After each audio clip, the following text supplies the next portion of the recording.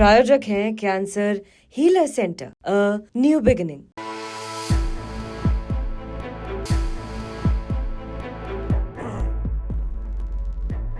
प्रियदर्शी जी, मैं आपसे जानना चाहूँगा, जो प्रशांत किशोर का बयान है, जिस तरीके से वो तंज कस रहे हैं कि भाई दम है तो बना कर दिखाओ, मुख्यमंत्री फेस घोषित करो, तो बीजेपी कहीं ना कहीं ये मान तो रही कि हाँ उनके नेतृत्व में चुनाव लड़ेंगे, मगर एक संशय भी रहता है। तो ये संशय खत्म हो रहा है, नहीं हो रहा है? बीजेपी जो लोकल यूनिट है उसकी स्ट्रेटजी क्या है फिलहाल? जो प्रशांत किशोर कह रहे हैं कि भाई घोषित करो, घोषित करेंगे कि ऐसे ही जो चीज़ें थोड़ा संशय के साथ चलती रहेंगी? देखिए, वो एनडीए के मामले में क्यों इंटरफियर कर रहे हैं प्रशांत किशोर जी, वो उनकी अपनी समझ हो सकती है।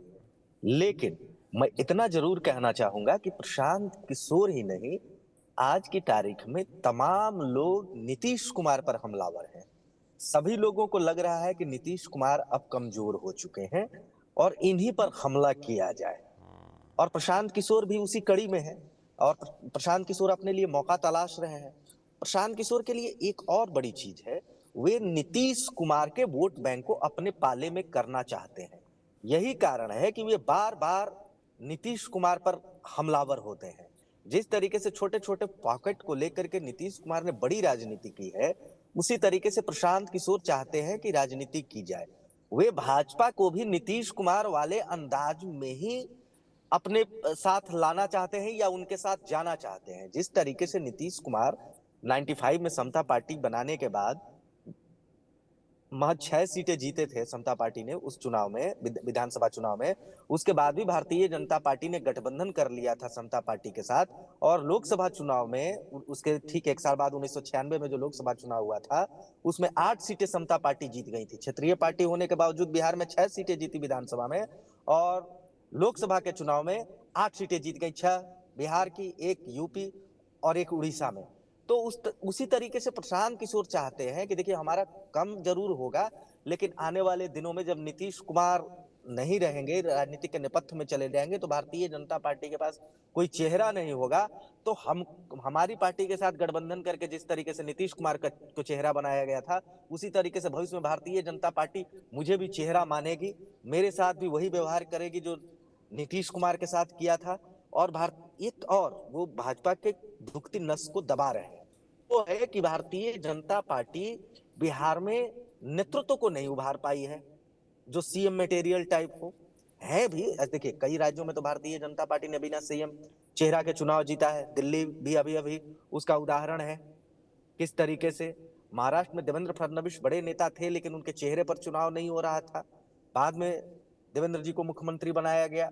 कई जगहों पर मध्य प्रदेश भी इसका उदाहरण रहा। शिवराज सिंह चौहान को लग रहा था कि बनेंगे, नहीं बने तो बन भी रहे। तो इसी तरीके से बिहार में भी है, भारतीय जनता पार्टी बिना नेतृत्व के भी चुनाव लड़ सकती है। लेकिन ये एक प्रेशर पॉलिटिक्स प्रशांत किशोर की ओर से किया जा रहा है कि हमारी अहमियत को भी समझा जाए। भविष्य के हम नीतीश कुमार हो सकते हैं। जिस तरीके से नीतीश कुमार ने ओबीसी, दलित, मुस्लिम करके अपनी राजनीति को जमाया है, वही राजनीति हम भी कर रहे हैं। और वहां तक भारतीय जनता पार्टी अपनी पैठ जमाने में कमजोर है।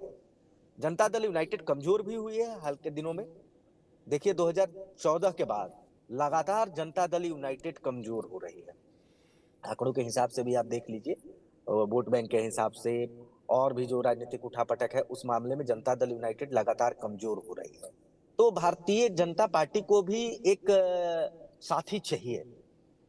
तो प्रशांत किशोर उसी जो वैक्यूम हो रहा है उसको भरना चाह रहे हैं।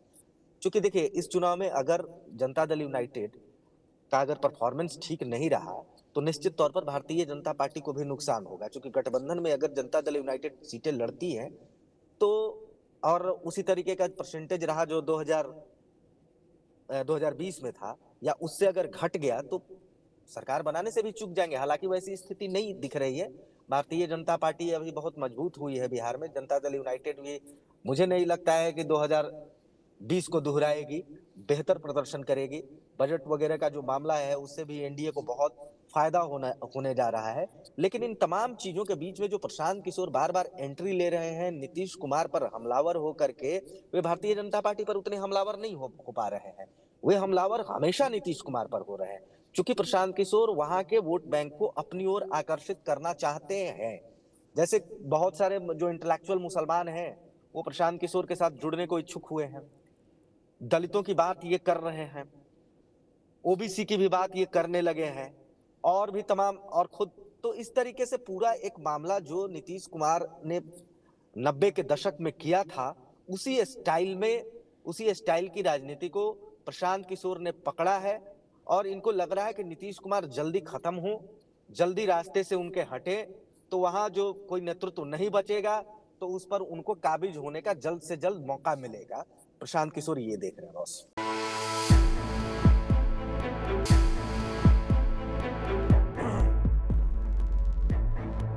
प्रायोजक हैं cancer healer centre, a new beginning.